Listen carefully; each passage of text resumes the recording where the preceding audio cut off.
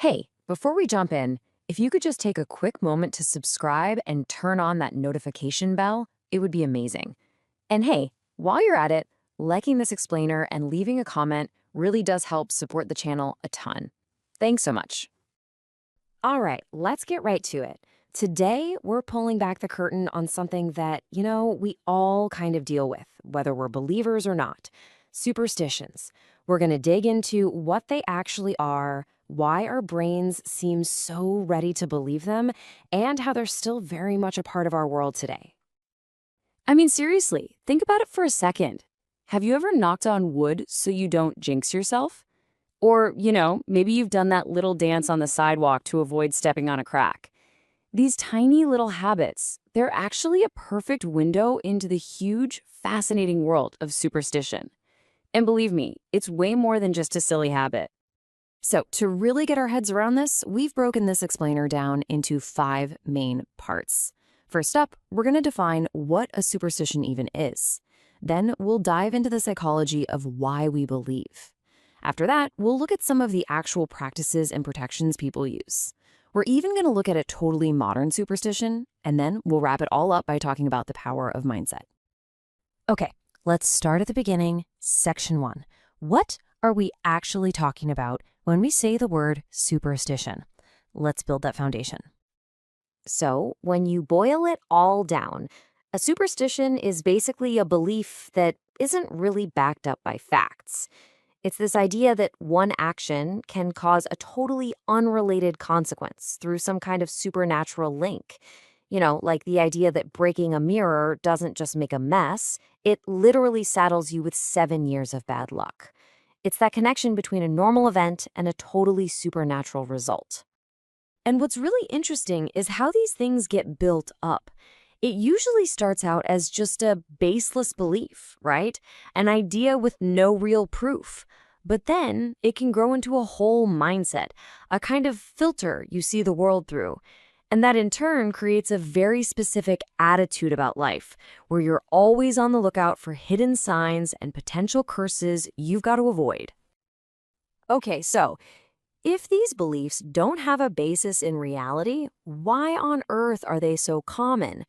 That's what we're tackling in section 2, the psychology of why we believe in the unbelievable. It really comes down to this. As human beings, we just hate feeling like we're not in control. When something bad happens, some misfortune or just plain bad luck, our brains immediately try to seek an explanation. We desperately want to know why it happened, and maybe more importantly, how we can stop it from happening ever again. And this is where superstitions play a really interesting role. They act as a coping mechanism. Think about it. In a world that feels random and chaotic, believing you have some power by, say, avoiding a black cat or carrying a lucky charm, it gives you a sense of control. It's a way we manage our anxiety about all the unknowns out there. Okay, so we've got the what and the why. Now let's get into the how. In our third section, let's look at the actual things people do, the practices and rituals they use for protection. And this really splits people into 2 camps. On one side, you've got the practitioner. This is someone who's actively using rituals to try and influence their luck. They might even believe they can help somebody superstitiously. But on the other side, you've got the non-practitioner. They just don't do these things, and they don't feel like they're responsible for any supernatural goings-on. It's a whole spectrum of belief, really. So how does a practitioner deal with something bad? Well, it's often a pretty straightforward 3-step playbook. Step 1, you believe you are jinxed or that you've picked up some bad vibes.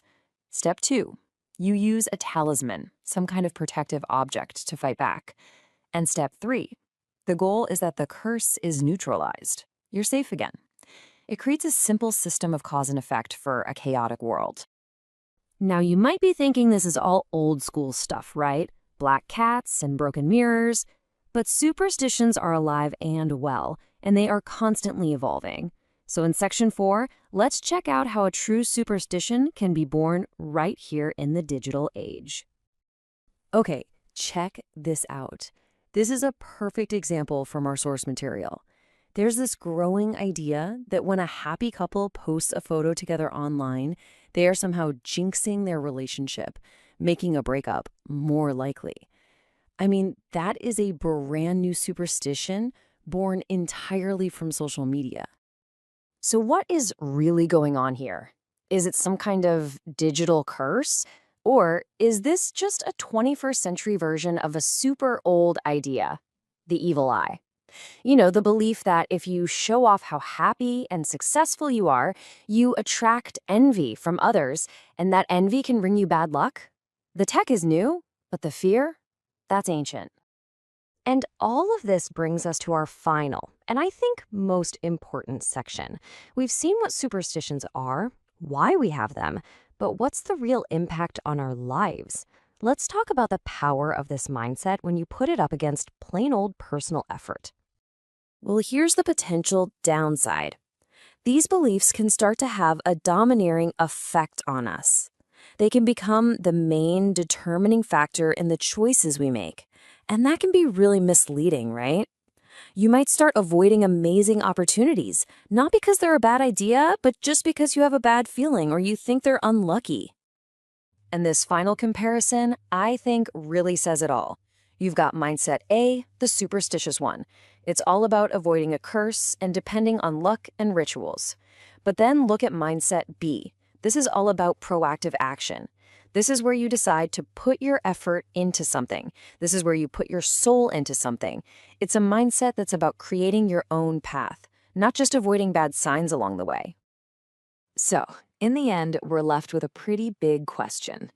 Are superstitions just a harmless little way to deal with the stress of life? Or can they actually become a kind of misleading curse themselves, holding us back from what we could truly achieve? It's definitely something to think about. Thanks for watching. Please don't forget to subscribe, turn on the notification bell, like, and leave a comment to support the channel.